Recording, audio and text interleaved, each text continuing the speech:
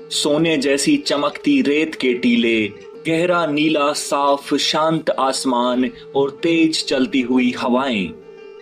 सर्दियों में ये हवाएं हड्डियों को भेद कर निकल जाने की हद तक ठंडी भी हो सकती हैं, तो गर्मियों के दौरान खतरनाक हद तक गर्म भी। बरसात तो दूर, यहाँ आसमान में बादल के टुकड़े भी कई कई महीनों तक नजर नहीं आते हैं। यही वजह पानी को किसी भी अन्य चीज से कहीं अधिक कीमती बना देती है। दुनिया के सबसे बड़े महाद्वीप पर हिमालय और तिब्बत के पठार की परछाई में बिछा हुआ यह है विशाल गोबी का मरुस्थल।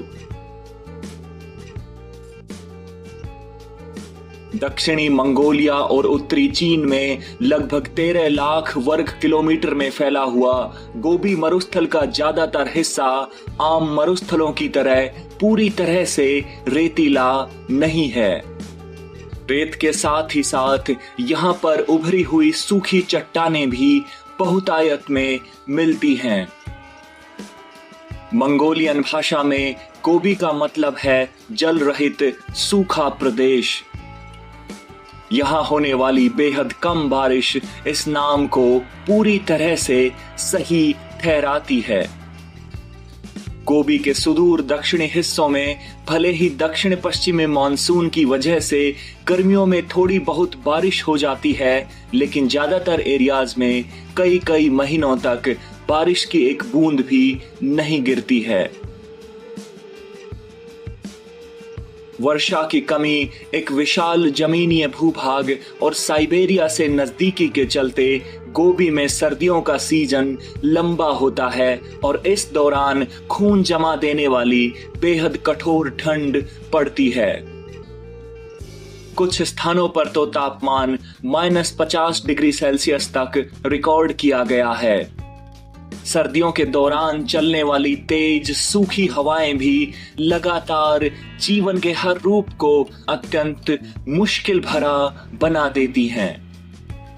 लेकिन एक विशेषता है जो इन जमी हुई हवाओं को गोबी के लिए बेहद ही खास बनाता है।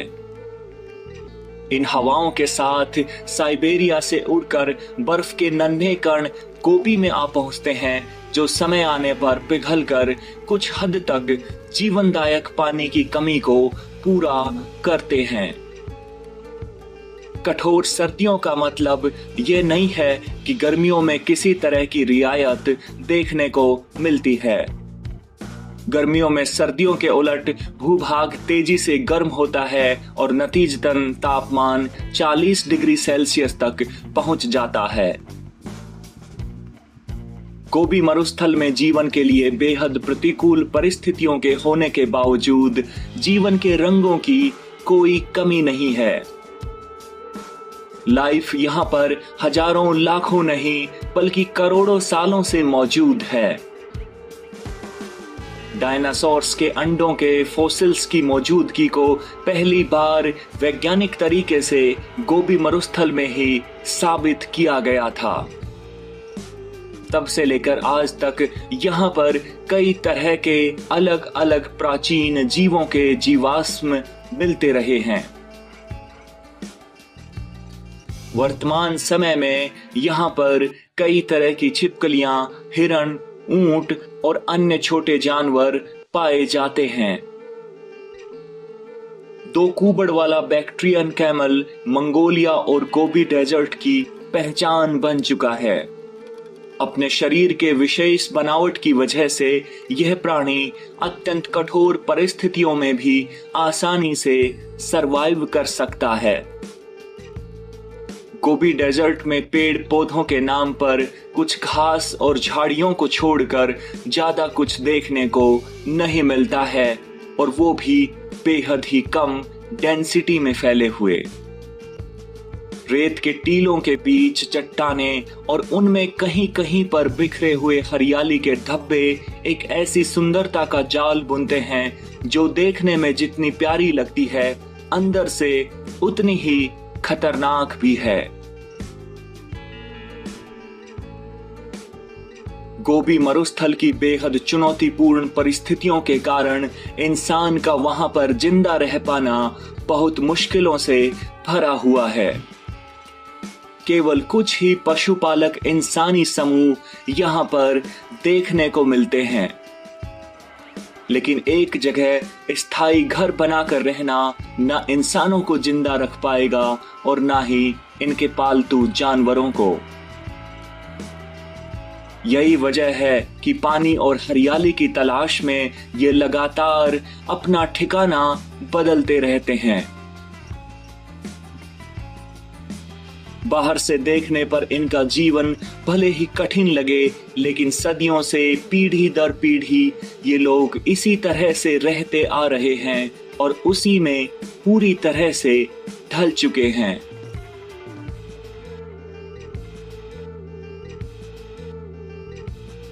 आज दुनिया में चीन आर्थिक तरक्की की सभी परिभाषाओं को नए सिरे से लिख रहा है और पिछले कुछ सालों में दुनिया के विकास का इंजन बन चुका है।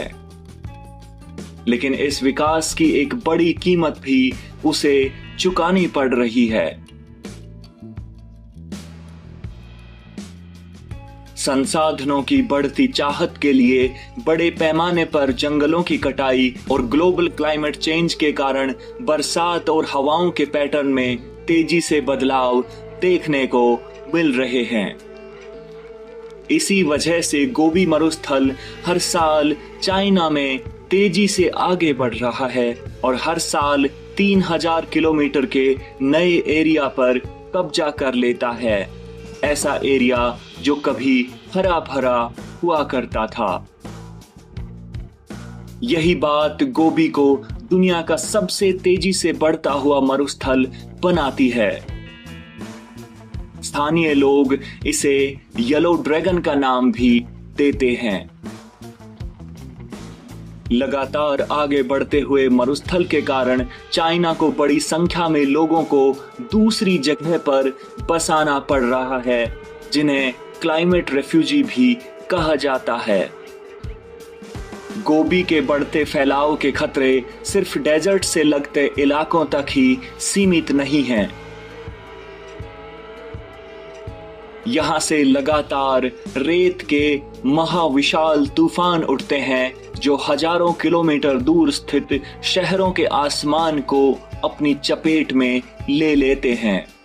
औद्योगिक पोल्यूशन के साथ मिलकर रेत के यह कण पोल्यूशन की समस्या को और भी विकराल बना देते हैं।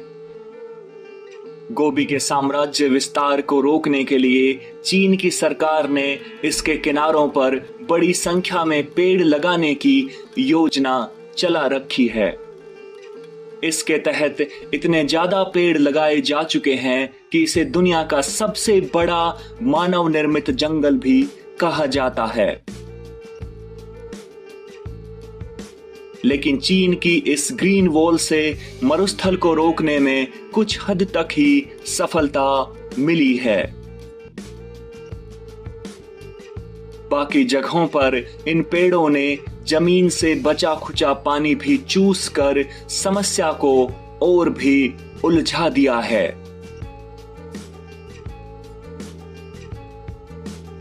गोबी का मरुस्थल अपने आप में एक अनोखी जगह है।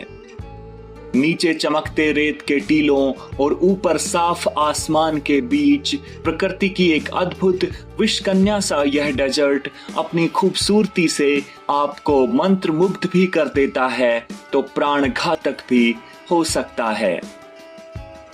गोबी के लगातार हो रहे फैलाव से प्रकृति ने मानव को उसके छोटेपन का एहसास कराते हुए विकास के नाम पर नेचर से हो रहे खिलवाड़ को रोकने का संदेश भी साफ शब्दों में दे दिया है। अब देखना यह है कि हम इंसान इस इशारे को कब और कैसे समझते हैं।